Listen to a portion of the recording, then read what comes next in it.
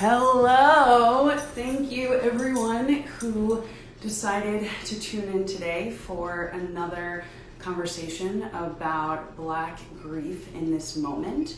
We have some really interesting and exciting guests today, including Sabrina Fulton, mother of Trayvon Martin, who we'll be speaking to a little bit later.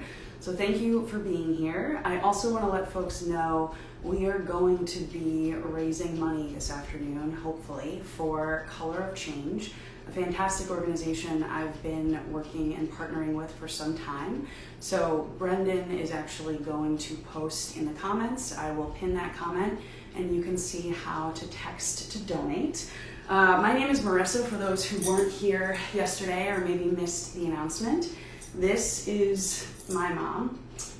She passed away a little over 12 years ago, and I've written a lot about grief and loss since then. I've also lost a pregnancy since then and have lots to say about this moment that we're in right now, and I'm really excited some folks are joining me to continue this series of conversations. So right now I'm going to try to bring Josie Duffy Rice, a dear friend and president of the appeal, into our chat. Let's see if we can get this.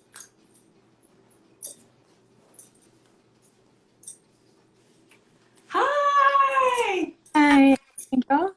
How are you? I'm so glad this worked. So just so everyone knows, poor Josie has been working so hard. She literally woke up this morning without her voice. And so I'm really glad she got it back to chat with us today. And for her sake, I'm going to try and keep this short. Josie, I'm so happy to see your face. You know, Doors. this is so much fun. You know, one of my favorite people in life and on Instagram is your son, Nico.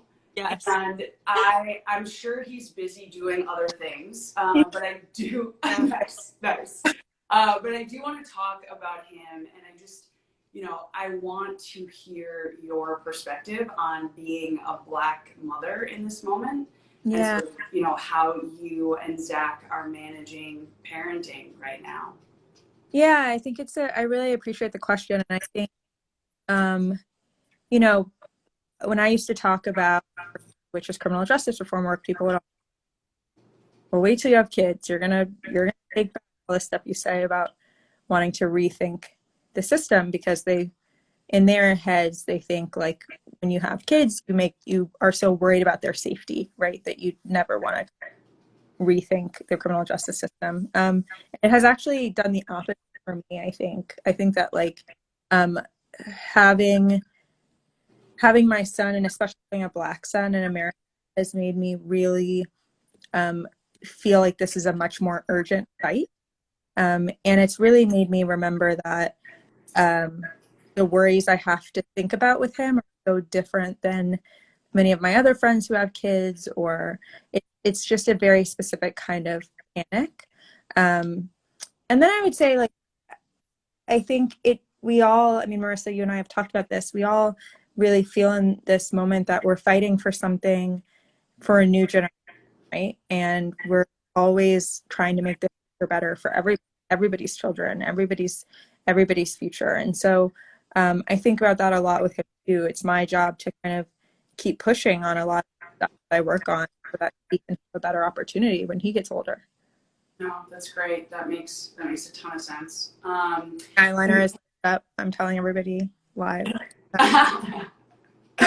And you and I have talked a bit these last few weeks about our feelings and just, being overwhelmed, being angry, being frustrated, being sad. Like, how have you been dealing with all of that, especially given, you're also a journalist and trying to help run an organization? Like, how have you been taking care of yourself? Probably the short answer is I haven't. But the longer answer is that I think it's surprising how emotional this moment is, especially if you do, like we do, criminal justice work all the time, because this work is deeply, deeply depressing. It's hard. You're always hearing just very tragic stories of injustice. And it's hard to kind of make sure that that's not controlling your life, right?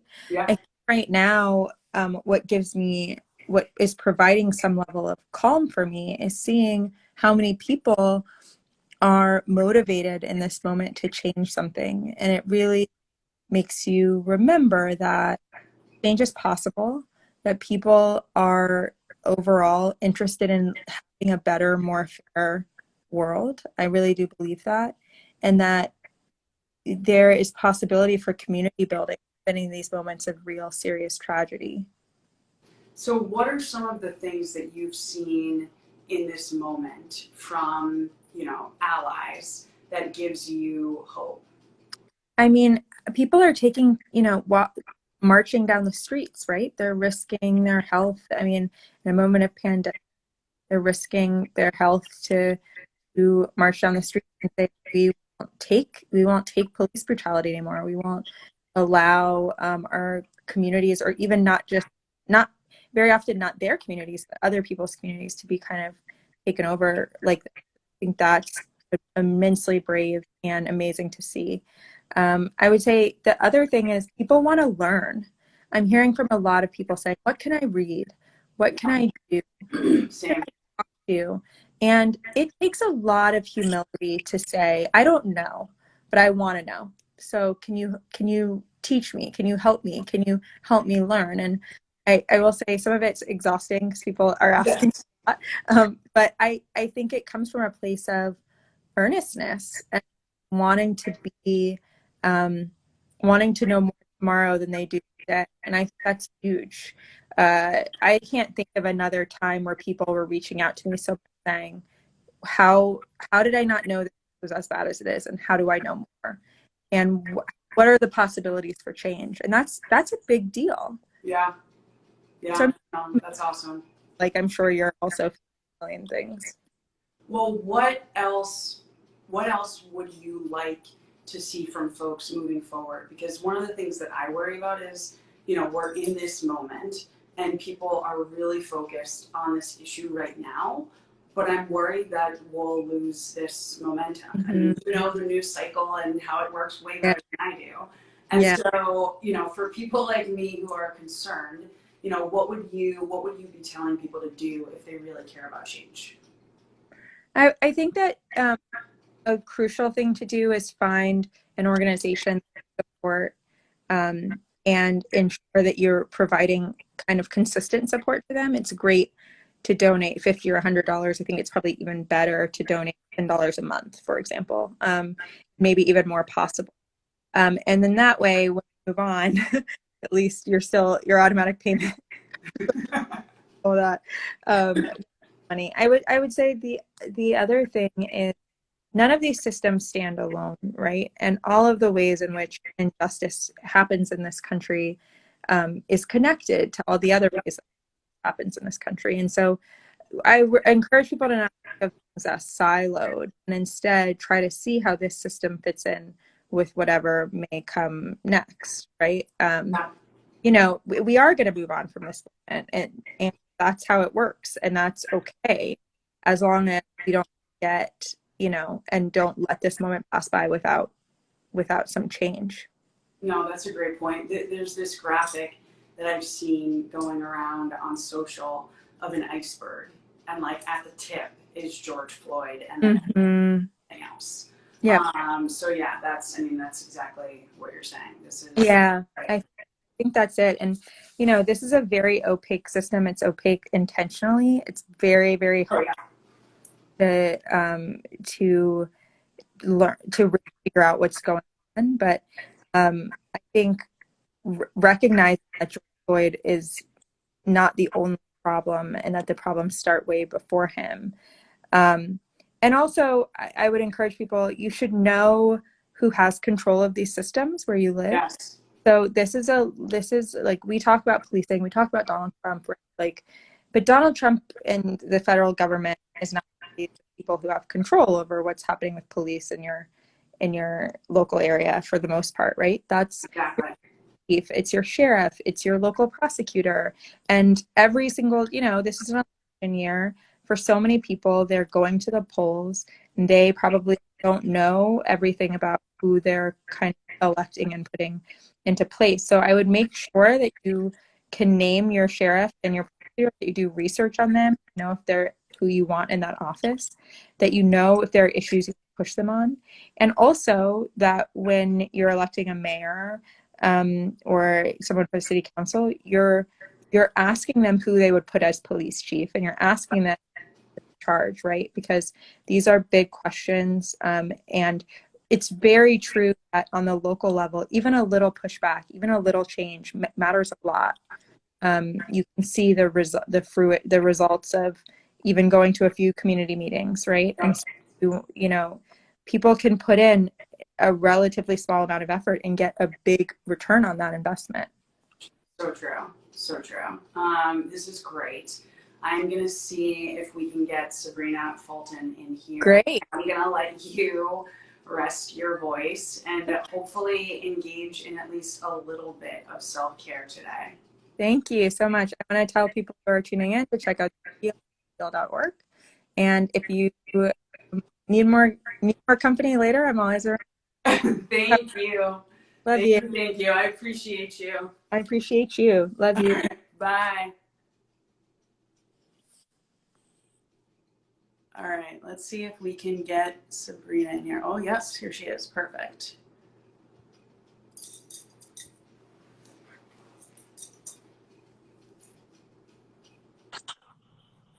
Hello. Hello. How are you? I'm doing well. How are you? Oh my goodness. I am just so grateful that you agreed to join us today. I mean, you are just such a hero. You owe us nothing, and yet you continue to show up in these moments. And I want to just say that I really appreciate that. No problem. I was looking forward to it, actually. Oh, well, good. Thank you. So I wanted to talk to you a little bit about grief. Obviously you're very familiar with it, and I want to hear from you how you have managed your grief over the years, and how you're managing that grief in this moment. Um, in this moment, it's a roller coaster.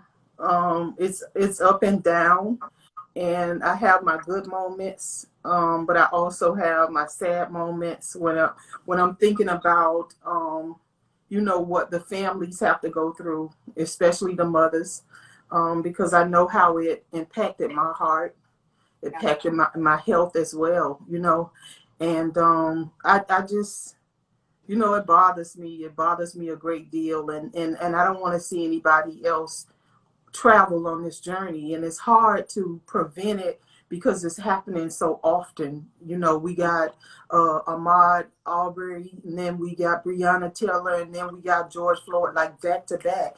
And now with everything that's going on with the protests, now it seems like more people are being hurt, more people are being injured, more people are being tear gassed and pushed, and going to jail, and just all of those things. But I feel like some of the things that's happening now with the protests are necessary, and the reason why, yeah, I actually just think it's necessary, because it seems like nobody was listening. Yep. It's like we continue to have the same complaints and nobody was listening.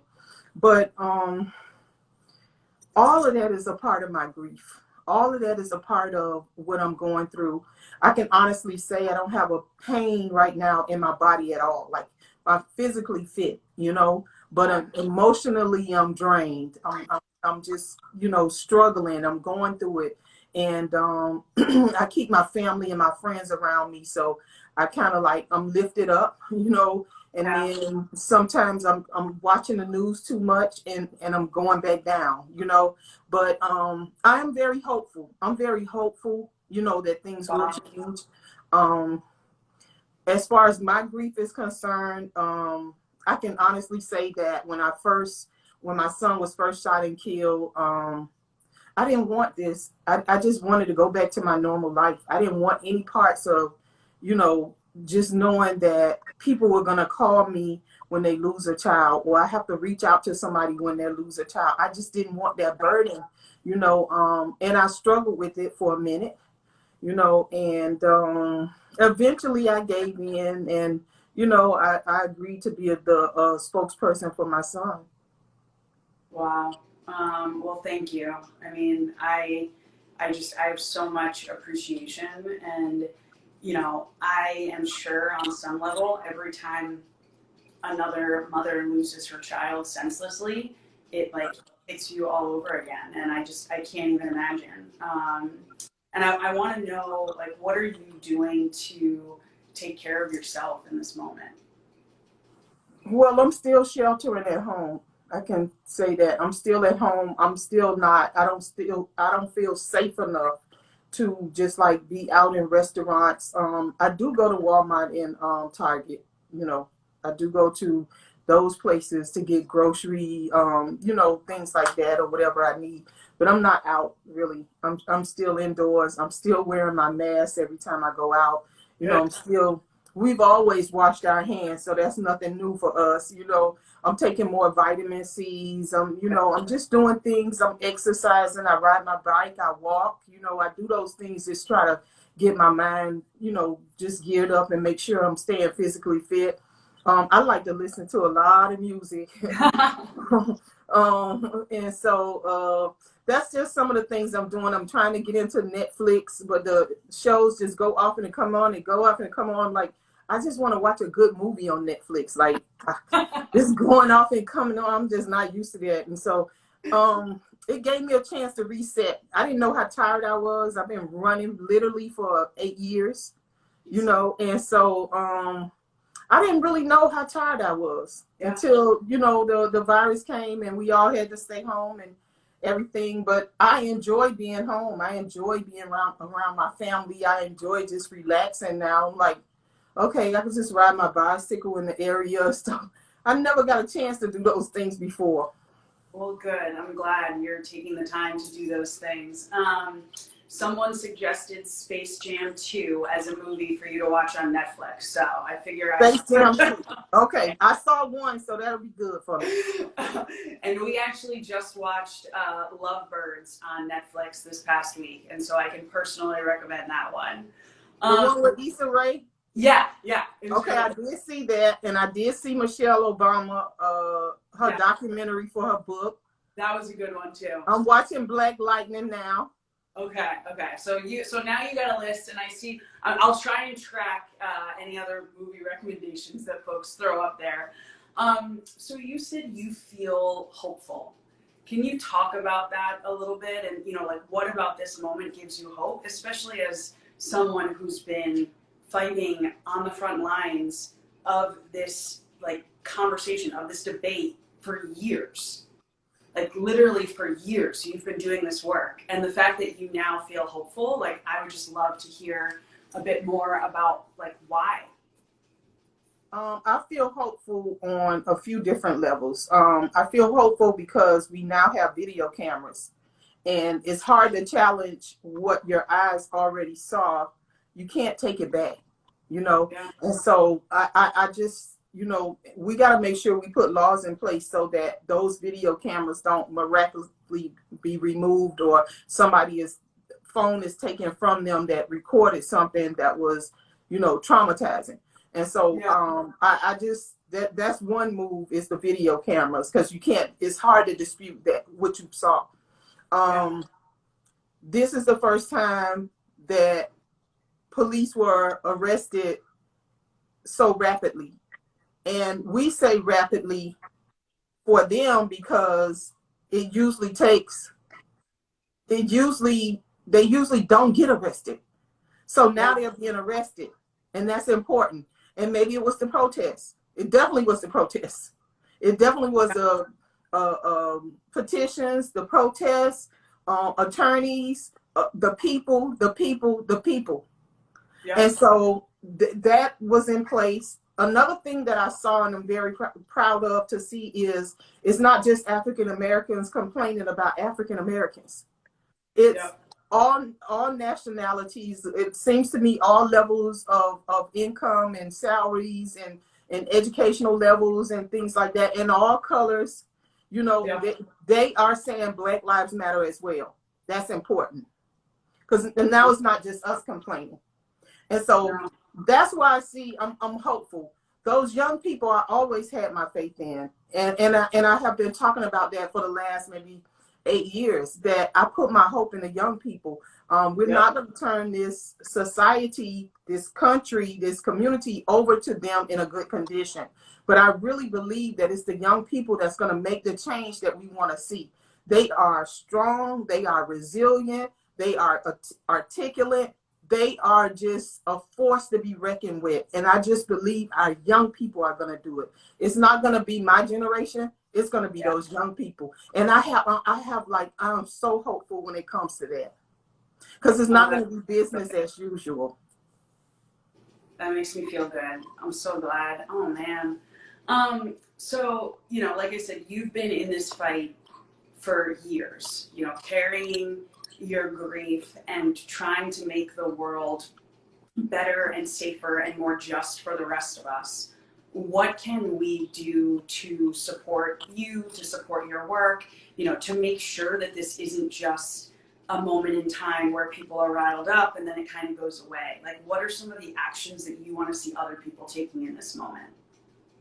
Okay, so I would encourage people not just to give to the Trayvon Martin Foundation, but I want them to go to the TrayvonMartinFoundation.org and see some of the things that we're doing.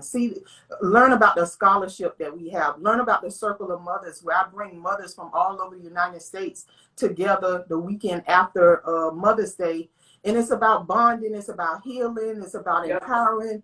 We laugh, we cry, we do all of those things in the same weekend. Learn about the Circle of Mothers, learn about the Circle of Fathers, where Tracy is talking about the 21st century father and how to be a good father and a good man and a good family member, how to support your family and really take care of your family. We also do a back to school event where we give away 500 book bags, and we put supplies in those book bags. We also have a youth event where we talking about like difficult subjects that they don't talk about in school. They don't talk about gun violence. They don't talk about sexual orientation. They don't talk about self-esteem. They don't talk about teen suicide. They don't talk about those things. But our young people are experiencing this, and they need to know how to deal with these things. So we bring about 1,200 people in every year for our youth event. We do a toy drive for Christmas. We give out turkeys for Thanksgiving, Thanksgiving baskets. So we kind of like busy throughout the year. So I just encourage people to go to TrayvonMartin.org, see some of the programs we have. We have T-shirts, we have hoodies, we have everything on there. They can shop on there if they want to support the foundation, or they can just donate if they say, okay, I don't need another T-shirt in my closet. They can donate. And so that's just one of the things that I'm doing with the Trayvon Martin Foundation. But I don't know if you know it or not, but I'm running for office here in Miami-Dade County. Did you know that? I heard about that. I heard about that. Yeah. How's that going? How do you run from home? How do I what? How do you run for office from home?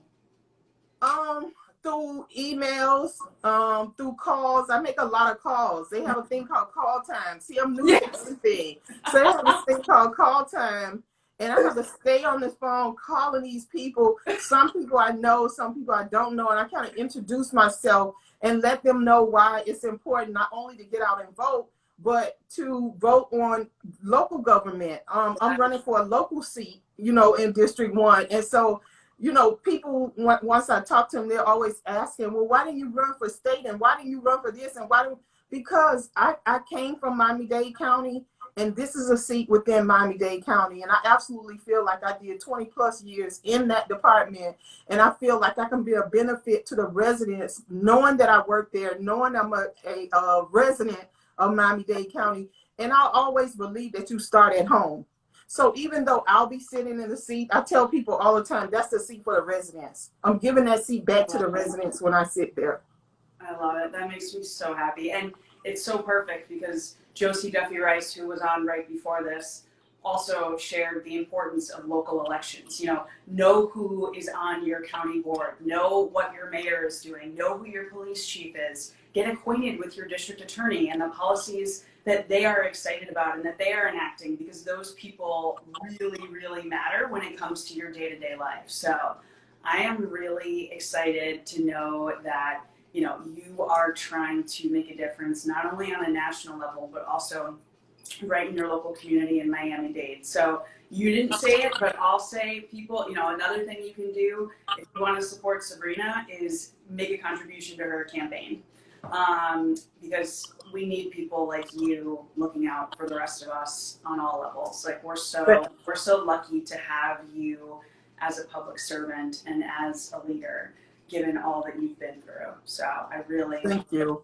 I'm simply trying to turn my pain into purpose, and so I actually want to get in that seat to help the residents. I mean, sometimes politicians, which I am not currently, they have different agendas in mind, and I don't have an agenda. I don't owe anybody any favors. I don't have to do these things that people have to do in order for them to get reelected. I'm fresh. I have fresh new ideas, a fresh new pair of eyes, which I can't see all those little lines down there. I need my glasses on. But I would just encourage people, if they want to support my campaign, to go to sabrinafulton.com. If you live in the Miami-Dade County area, you can help volunteer. You can put a sign in your yard. You could donate. Anybody could donate.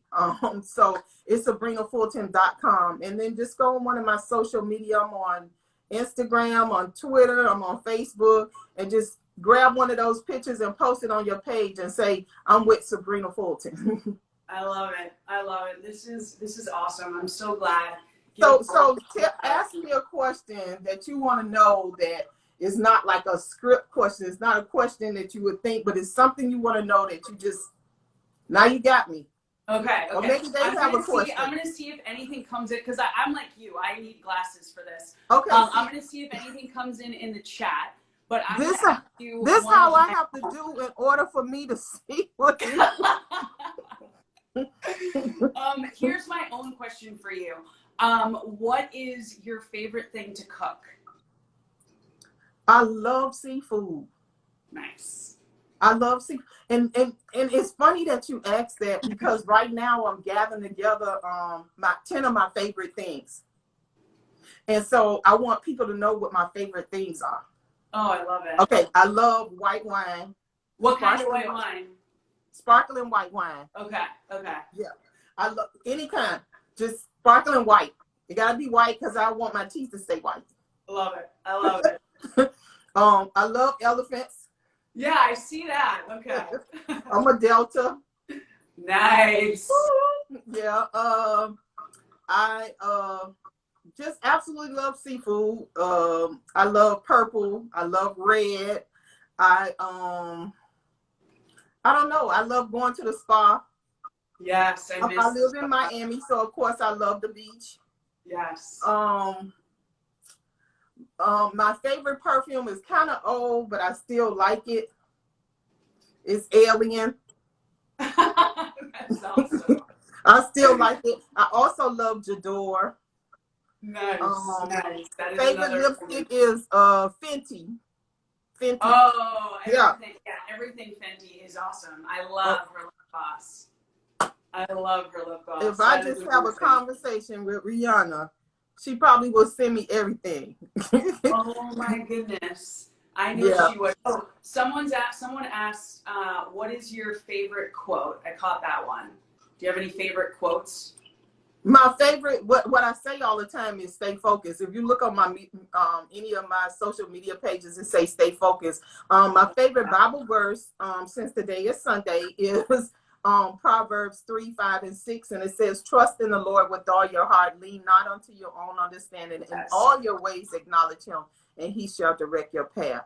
And so I tell myself that that's the scripture I meditated on, because I knew that Sabrina could not make it through losing her son. And so I had to lean on a higher power. And so I had to meditate. When the cameras turned off and everybody goes home, it's just me. It's Yeah. just me and God. And so I had to learn to use the power within. I had to learn how to meditate. I had to learn how to just bring myself back from like a sad and just a rainy day. I had to learn how to do that. No, that, I mean, I love that. That was one of my mom's favorites. That's awesome. Thank you for Oh, was it? yeah, Oh, I heard you say your mom had passed. yeah. She's watching over you now. She's your angel. Thank you. Thank you. Yeah, I'd like to think so. Someone asked, do you still feel Trayvon's presence? absolutely. He's talking to me all the time. And I could just hear him saying, go, go, go. Yes, say it. You know, I hear him cheering me on. He's a cheerleader for me. And I tell people all the time, I say, not even the death of my son will separate me from the love of my son. So even though my son is deceased, doesn't matter. I still love him. He still loves me. I feel the love. But do you know I have another son? I have an older son, Javaris Fulton, and he kind of shy, kind of laid back. You know, when we were on our journey, you would see him and then you wouldn't see him because I wanted him to have, you know, some resemblance of a regular, normal life, you know, and not be in the limelight. Because if I go out and get in a car accident, it's news. Yeah. You know, it's Yeah, news. that's And true. so I wanted him to try to have just some parts of a normal life. So you'll see him. I talk to him every day, but he's really a cool guy as a man. Like he's a cool guy. Oh, yeah, I've And I'm heard proud of him. about him through Michael Skolnick, our mutual friend. So that's So awesome. was he cool? Yes. Yes. Someone asked a question that I just want to squeeze in. I hope Natasha, our next. You don't have to squeeze. We have time. Go ahead. Thank you. She said she lost her son a little over 2 years ago, and she is curious as to how your grief has changed over time. Okay, so when this first happened, like I said, I struggled with it and I didn't want to be the spokesperson, you know, for my son. I didn't want to be the spokesperson for people who lost a child. And so I was already in that position, you know, a position I didn't apply for. I was already sitting in a seat. And so I was just like, you know, I didn't know what to do. Like, that's why Circle of Mothers is so important because it kind of helps you through the process because now you're in a room with other women who have lost a child. My first keynote speaker was Afeni Shakur. She said she had never been in a room of her peers. You see, so it means something to us. And so I started reaching out. I remember the first things that I started doing was reaching out to other mothers who had lost a child. And so just by me being there and talking to them and encouraging them, and sometimes I wasn't able to do anything. Sometimes I would go there and they would be crying and I would cry with them. You know, and so sometimes you just have to be there. Just be there and let the person know I'm here for you. If you want to pray, we can pray. If you want to walk, we can walk. Whatever you want to do, I'm just here for you. And so I started doing that. It kind of took the pressure off of the stress and the heartache and the pain that I was going through by knowing that I was helping somebody else. So while I was helping them, I was also helping myself. And so that's what I would suggest the person does is reach out to another mother, reach out to other moms and see if it's an organization or, you know, a group in your area that are meeting. Now, I'm only saying that because if it's uplifting, because if it's a sad group, I wouldn't suggest you go because it's just going to bring you down. You have to be around people that lift you up. You can be down by yourself. And so look for a group of women or look for one woman that you can talk to and she's going to help lift you up. That's what you need. No, that's perfect. I mean, you know, losing a parent is obviously very different from losing, excuse me, a child. But someone wrote in the comments, and I just want to share this because this is kind of how I feel about my loss. She lost her child 11 years ago, and she said, you know, her grief has gotten softer over time. You know, it never totally goes away. And I don't think it can totally ever go away because, you know, like you said, you still love Trayvon and you still feel his love. I feel the exact same way about my mom, and I just feel like grief is another form of love, and we just need to be better as a society at talking about that, at acknowledging that. Because I think when you are going through it alone, you know, you don't know like what's normal, how am I supposed to be feeling, when am I going to start to feel better, etc. So yeah, I mean, I think it's really important for us to continue these conversations around grief. Any more questions? Look, why do I have to go so close to? Does anyone have a last question for Sabrina? If not, I'm going to let her get back to call time and raising money for her campaign. All right. I think we're good. But Okay. It was wonderful. Thank you so much for taking the time, you know, given how busy you are and given how, you know, just challenging this time must be. Oh, I see someone has one last question. Let's see. Oh, someone just wants to say thank you. Okay. You're welcome. Thank you for continuing to support me and my family. Thank you for loving Trayvon. And many of you did not even know who Trayvon was, but you followed the journey that we were on. And I just want to say, personally say thank you. You know, I want to say continue to keep your eyes open to what's going on. Make sure you're involved. Don't be a silent partner. Yep. Make sure that you're involved. Make sure you get out to vote. Make sure you're registered to vote. Make sure when you get that notice in the mail for jury duty that you're not trying to get off for jury duty. We need you to be a participant. Know what your rights are. Know who's yes. on the ballot. Know what, you know, it's just so much that you all can do. Sign the change.org because it matters when people see yep. numbers. Make sure you're protesting peacefully. Yes, we yep. got to do that. And yep. and just support a family, support an organization, and work through that organization. I love it. That is all great advice. The jury duty one especially, that's a tough one to stick with for a lot of people. So this is. But you know what? It seems like the trial that I went to for my son, that was my first trial. And the thing about it was, we always try to get off jury duty, right? Yes. Well, other people try to get on for jury duty. So yeah. we got to make sure we're getting on for jury duty because we didn't have any African Americans in the jury, you know, on the right. In the jury pool for us. They got rid of everybody. Yeah, I forgot. And if they have more to pick from, more to select from, they probably would have had more people. Yep. So don't get out of jury duty. We need you. Oh man, that is a good one. That is a good one.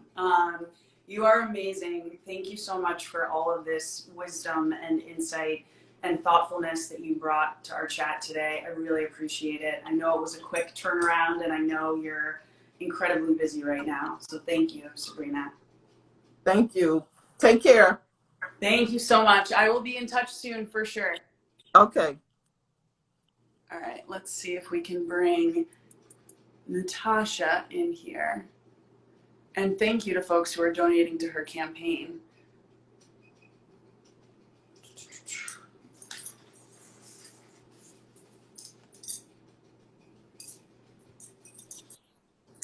Hello! Hey, Marissa. Hey, everybody. Sabrina Fulton is amazing. Oh I was my just God. fine listening to her talk.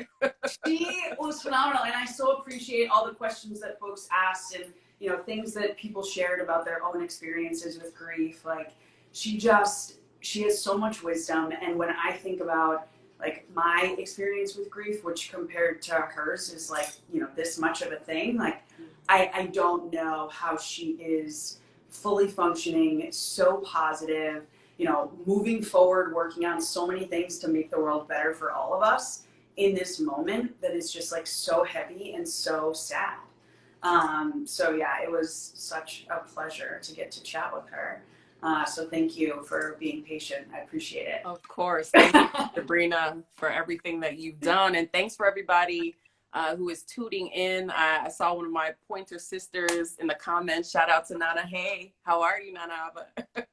I love it. I love it. So, Natasha, I wanted you to speak from the perspective of, a Black journalist in this moment.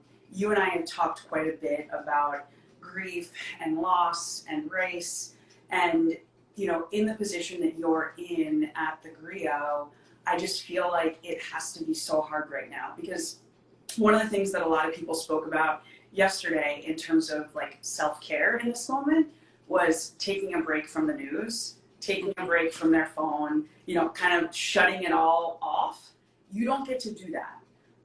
So tell me a little bit about like how you're doing, how you're managing your grief as you're trying to make sure that, all of the information that the rest of us need to consume is out there.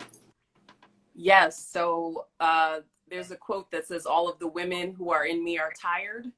And that is how I feel. I think every Black person you would talk to, who is familiar with social injustice and who is in this fight feels the same way. Exhaustion, being at thegriot.com, we are a Black media outlet. And so we have covered these deaths, every year, every hashtag, even when people didn't care, right? And so it is exhausting to see these sort of cycles play out, the family's pain, George Floyd's beautiful little girl, saying that her daddy won't be there. It's hard, it's traumatic, and it makes you wonder why America do we continue to repeat this sort of sick tradition, right? And let it play out the way that it does. But at the same time, I have to say that I feel like Ms. Fulton hopeful. This is one of the rare times where I have seen people of all backgrounds protesting, speaking up. It's almost as if a light switch went off. And, saying Black Lives Matter used to be extremely controversial to some. Some people saw it as, something that was divisive, that didn't bring us together. But now people understand that in order for all lives to matter, right? Black lives have to matter. We are Americans too. We help to build this country. And so you cannot have equality and justice in this country if that does not include us. It's just a simple declaration of all of our humanity. So exhausted, obviously tired, and I wish that we didn't have to go through this. I wish we were not talking about George Floyd's death or Breonna Taylor's death or Ahmaud Arbery's death, all of which were horrible.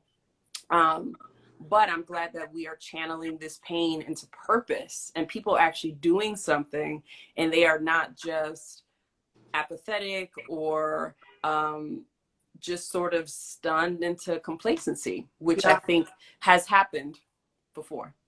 Yeah, I mean, it's funny that you say that about complacency. I feel like because we've been here so many times, it's taken me a little bit longer to process this latest round of death because I just feel like I got kind of numb to it, which is terrible. But, we see the hashtags, like you said, every year. It's literally an annual occurrence, except it's more frequent most of the time, honestly. And so it took me a minute to realize how much I was hurting because I just had grown numb to it. We're people who've been doing work around, race, racial equity for Black people, et cetera, for a long time. And so I'm used to constantly having to confront the fact that we are not just treated as less than, but that there are institutions that have been put in place over time to keep us in that less than position. And so I was sort of like, oh, here we go again, America, like, thanks. Mm-hmm. And then all of a sudden I just lost it one day, a week or so ago when I was texting with you and had to write that piece that you thankfully shared just to get it out because the grief is so heavy in this moment. But I'm really glad to hear that someone who's closer to this work right now than I am feels hopeful. That definitely makes me feel a lot better. One of the things I wanted to ask you about, growing up, my mom had MS, and you and I have talked about your battle with lupus.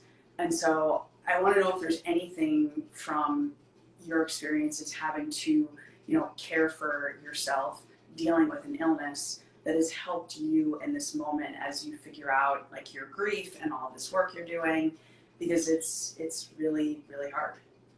Yeah, that's a really interesting question, right? Want to actually shout out Purcell, who just tuned in. He helps me with my self-care, my trainer. And Yes. KJ, my sister from college, she also went to Harvard with us. So in terms of what lupus and chronic illness has taught me, there are so many people who want to go protest right now, but they can't because they are part of a vulnerable population. They may have a health issue. We still have COVID going on. We cannot forget. And so shout out to the protesters for risking their lives. They're literally risking their lives during a pandemic for social justice. But for those of us who want to go out and who there's a risk, it can make you sad. It can make you feel guilty. But it is something that a lot of us have been familiar with. When you wake up and your body just won't cooperate. Yeah. When I was first diagnosed with lupus, I had just turned 30. And so I didn't want to have a chronic illness. I went through a lot of denial, right? Those are the stages of grief. First, I don't remember them all right now, but we know that denial is a part of it. You're saying this is not true. This is not happening. I remember I wouldn't take my medication for almost a year because I was like, this is not a real thing. I'm busy. I got things to do. Right. And so I denied and then eventually got more sick. And so finally, then I was angry because I was like, I don't want this new normal. I want my old life. And I think that's also, what you go through when you lose somebody, this idea that I want them back. I don't want to accept, what is. But eventually you move through it. You face depression. That was a part of it too. A lot of people who have chronic illness, especially if you're a young person, right? Because you're expected to be healthy, you're depressed because of what your body can't do, even when you want it, when you have the will. And so, but then there's acceptance, right? And when you're grieving and you accept what is the new normal, you accept, okay, I may have some limitations in this space, but this is what I can do. Then you start to feel your power, right? That's when you turn, again, pain into purpose. Sabrina Fulton, perfect example. She's running for office. How incredible is she? So that is moving through grief and making it useful. Now, I'm not saying everyone has to become an activist or, do something quote unquote useful. Sometimes you just need to heal. And I think that's what a lot of Black people want to do right now is to heal. And so I can understand if, maybe you're not on the front lines because we've been in this fight. Let's be very clear. Like a lot of people are just waking up and they're acknowledging the racism and the injustice, but we have been doing this work. And so it's like, welcome. I'm glad that you are here. But You're late to the party. We're not reinventing the wheel. There are people who've laid an incredible foundation for us right now. So anyways, that's a long answer just to say that pain can be useful if you process it. But you can't skip ahead and make it useful until you work through all of it. Yes, I've tried. It doesn't work. But what are you doing right now to heal and to process? Especially given all that you're carrying from the work that you're doing. That's good. Yeah, I saw Nana Abba just commented. She was saying I asked for a week off, and unfortunately, it's tough because I lead a team, right? I'm vice president of digital content at thegrio.com. So I have a bunch of people who are relying on me, and I have a responsibility to do certain things, but you still have to rest, right? So I set up my schedule for those rests or for those breaks. And I think I'm just mindful of what I consume. So even though I can't technically turn off the news, I still fill my spirit with stuff that uplifts me. So I'm I'm a member of First Corinthian Baptist Church in Harlem, and I know that that community is one that fills me up. I read the work of our ancestors, Maya Angelou, Yeah. Toni Morrison, those who came before us, and they saw oppression in different ways. They know what it's like to go the distance, because this is not a sprint, this is a marathon. Yeah. Okay, it's not about going out to the protest once, you get your photo op and you're out. Like, true change is going to be consistent over time, and so I get inspiration from those who came before me. And then lastly, like I shouted out Purcell, but I'm working out. I literally have to keep taking care of my body so that I can go the distance. And so I'm making time to work out, to eat well. It was funny. A lot of my white friends have been checking on me. I don't know if anyone else has experienced that. As they should, right? One of my dear friends, she was like, do you want any prepared meals or groceries or anything like that? I was like, hey girl, thank you for the offer. I didn't take her up on the offer, but like things like that, preparing meals ahead of time, so that when you're in the grind, you don't forget to eat. Like, simple things like that to take care of yourself is so key. So, that's part of it, but you have to take care of yourself. That's what, that's ultimately what this is about, not just surviving, but thriving. I love it. I am with you on prepared meals, and I think I've told you I'm in the Peloton cult.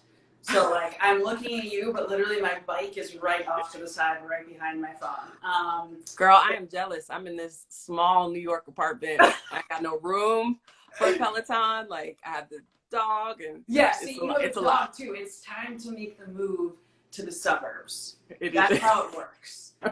It's guy, dog, suburbs. So let me just, map out your future for you. So what else have you seen from, white friends and colleagues that has been really supportive? What are some of the things that you've noticed happening that you hope continue beyond this moment that we're in right now? Yeah, no, I'm smiling because I'm looking at the comments. Another homie of mine, Grant, is talking about how he had a flat tire and a white friend offered him some waters and some ice cream, which is a funny example, because it's like, thank you for the offer, but give me something that I can use. Yeah. I'm glad you still got the water, Grant. But, I think what is useful, one of the most amazing stories I read this week was Alexis Ohanian stepping down from the Reddit board. Yes. That is incredible, right? Yes. It's not a statement. It's not a donation, which again are great first steps. He said, I'm going to resign from the board of Reddit to make space for a Black person. Yeah. Right? He's not playing. And Alexa Ohanian is not Black, just in case anybody doesn't know who he is. But isn't that incredible? Yeah. The idea that our history has created this systemic inequality where even if you personally didn't mean to hurt a Black person, you have benefited from privilege if you are white, right? This systemic racism has set you up in a way that, even if you work hard and all of those things, it doesn't take away from your personal qualities, but the system is tilted in your favor. And so Alexis Ohanian stepped down to make space for a Black person to be on the board of Reddit. And I just think it is just an excellent example of, doing something that is tangible, right? Look at the organizations that you work for, that you run. How many of those people are Black? How many people actually have positions of power? I don't, do you watch Insecure? I'm pretty, a lot of people watch Insecure. Yes, but I'm behind. So it depends on Okay. If you're behind, no judgment. It's cool. But, I think about Insecure and We Got Y'all, when Issa worked at this nonprofit that meant so well for Black people. And we're here and we're doing all this stuff for Black people, but we don't ask Black people what they need, right? Yep. We don't ask for their input. We don't do service that actually matches what they would want. We do what we as white saviors think we should do.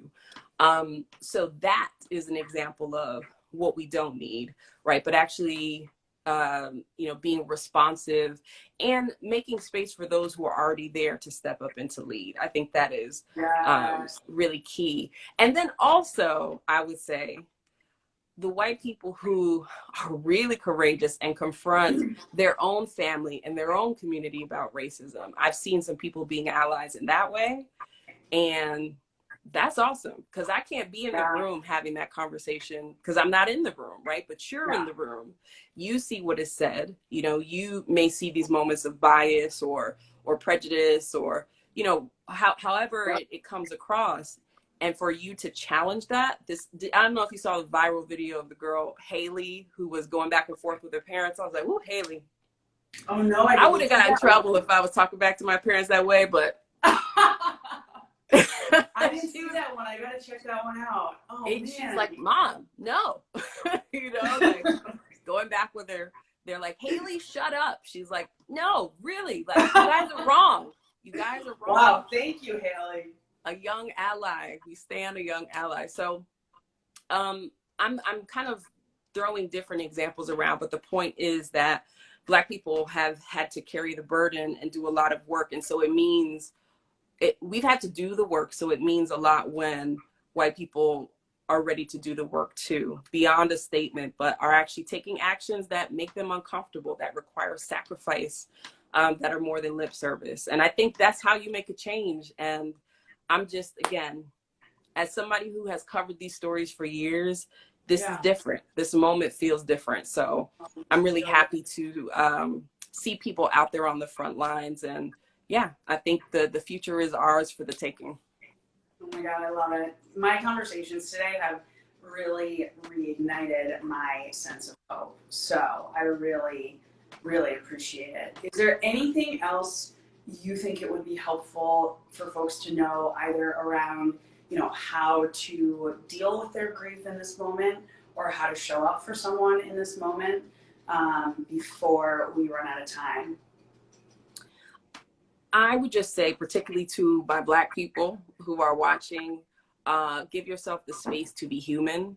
We are often portrayed as superhuman, and I understand that inclination, right? We come from a people who have endured so much and survived so much, but you do not need to be a martyr, right? You can take care of yourself. That is allowed. And so if you are tired, it's okay to rest. You know, give yourself that space. If you cannot deal with the folks at work who are just, the microaggressions are going crazy and you've like had it up to here, take a break if you can. Like, I just want people to feel okay to rest in this moment, because again, I think that will position you for success, you know, in the long run, and do what feels good to your spirit, you know? So if you are in places that no longer are honoring your spirit, find a way to get out of those places, you know, and go. This is like a shifting moment in history, right? Things that people told us weren't possible, we see are possible. Remote work, hello, you know, we adjusted when COVID came, and our whole world, the way that we used to do things, like it like went out the window, and we all had to do something different. So it just goes to show that if you want to make a change in your life, sometimes it requires a disruption. And so disrupt what's not working for you and get to that place that is working for you. Oh, one of the commenters said rest is at the heart of revolution. And I love that. I think that's perfect. Yesterday, we had the NAP bishop on. I don't know if you're familiar with the NAP ministry. She was amazing. And she said, we need to view rest as an act of resistance. And I agree with that. I also feel like I learned through my own experiences with grief that you need rest, you need recovery, you need joy if you're ever going to get to a place of full healing. And so, you know, Black folks, like, figure out how to take what you need in this moment, because otherwise I don't think we'll be able to really move forward in the way that we want to. And we need to continue to keep our foot on the gas collectively and imagine a very different future, and then work to make it happen after you take a nap, Black people. Take a nap. I love that. 100%. I saw a video of just Black people laughing, and that was an act of resistance. Just black joy, period. Yes. You know, just having Have just fun. laughter. Yes, It get was some amazing. rest and have a good time. I like it. This Yes. is great. But keep your It's a foot on wonderful the feeling. gas. Yes. Yeah. The work, we still got to do the work, but we Don't let up. take care of ourselves. Don't let up. This is awesome. Well, thank you so much, Natasha. I really appreciate it. And everyone, you can find Natasha and her work on thegrio.com. This was great. Thank you. Thank you so much for holding this space. Blessings, everybody. Peace. Take care. Thank you. All right. Thank you all for tuning in. I appreciate it.